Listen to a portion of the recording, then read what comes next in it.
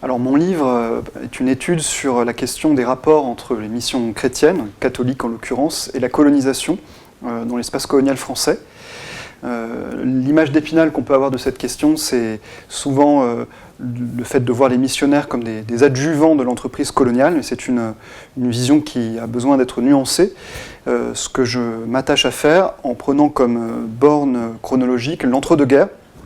qui m'est apparu comme une période charnière, puisque c'était une période pendant laquelle la Troisième République, pourtant laïque, cherchait plus que jamais à utiliser le catholicisme outre-mer comme vecteur d'influence, ce qui en ça se rapproche d'une mentalité qui est plutôt concordataire que conforme à la législation laïque. Et dans cette même période, au contraire, l'Église catholique, sous l'influence du pape, renouvelle ses stratégies et cherche à s'autonomiser de la tutelle des autorités coloniales et à remettre en cause, même si c'est encore balbutiant, les liens entre mission et colonisation. Donc en fait, cette période est charnière parce que les deux acteurs, d'un côté le pouvoir colonial et de l'autre les missions catholiques, jouent en quelque sorte à front renversé par rapport à l'image qu'on peut avoir de l'union entre mission et colonisation. Alors j'ai utilisé des sources nombreuses,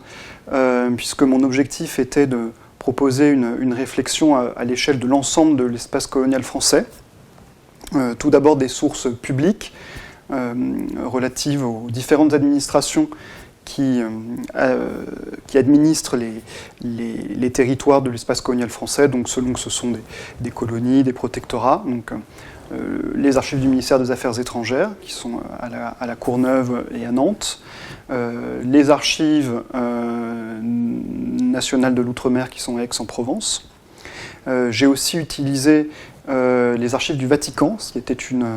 un élément important dans l'élaboration du projet qui a conduit à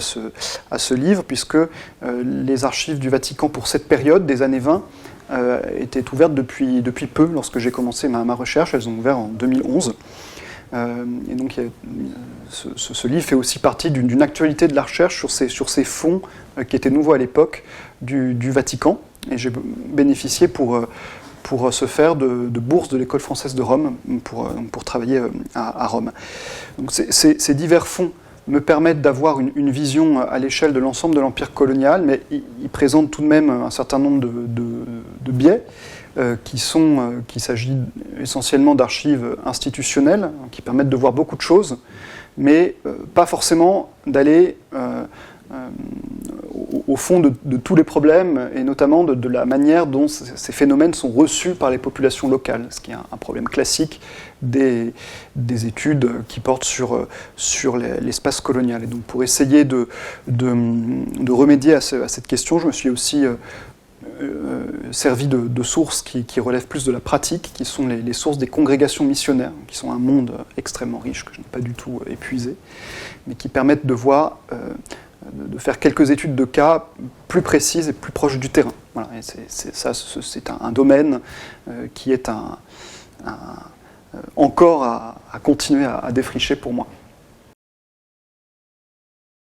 Alors ce livre me semble apporter un certain nombre d'éléments qui permettent d'approfondir notre connaissance de l'entre-deux-guerres, et en particulier des années 20, qui méritent encore d'être étudiés. Alors d'abord, il apporte un certain nombre d'éléments pour mieux comprendre le fonctionnement du régime laïque français. Il se penche sur cette période où le régime laïque français entre dans sa configuration définitive, puisque c'est l'époque où se renouent des relations avec l'Église catholique, en particulier le Vatican, qui avait été rompu au moment de la séparation de l'Église et de l'État en 1904-1905. Et mon livre permet de voir comment fonctionnent les relations entre l'Église et l'État, non seulement en métropole, mais aussi dans l'espace colonial français, où la situation est très originale, puisque la plupart du temps, la laïcité n'est pas appliquée telle qu'elle, ou donne lieu à des tas d'accommodements qu'il est intéressant de regarder en détail. Donc, premier point d'apport, c'est l'histoire de la laïcité. Deuxième apport, c'est une meilleure connaissance des enjeux religieux dans l'histoire de la colonisation française dans l'entre-deux-guerres, enjeux religieux qui sont souvent négligés ou, comme je disais tout à l'heure, trop facilement considérés comme faisant de toute façon partie de la colonisation. Or, les stratégies sont différentes et c'est intéressant de voir pourquoi. Et puis le troisième apport, c'est que c'est un livre qui s'attache à montrer la multiplicité des acteurs qui interagissent dans le monde missionnaire et qui ont parfois des stratégies concurrentes. Entre autres, les congrégations missionnaires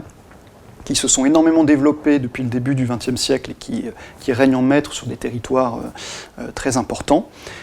qui sont souvent très liés à la cause de l'expansion française, considérée à Rome comme nationaliste au moment de la Première Guerre mondiale. Et puis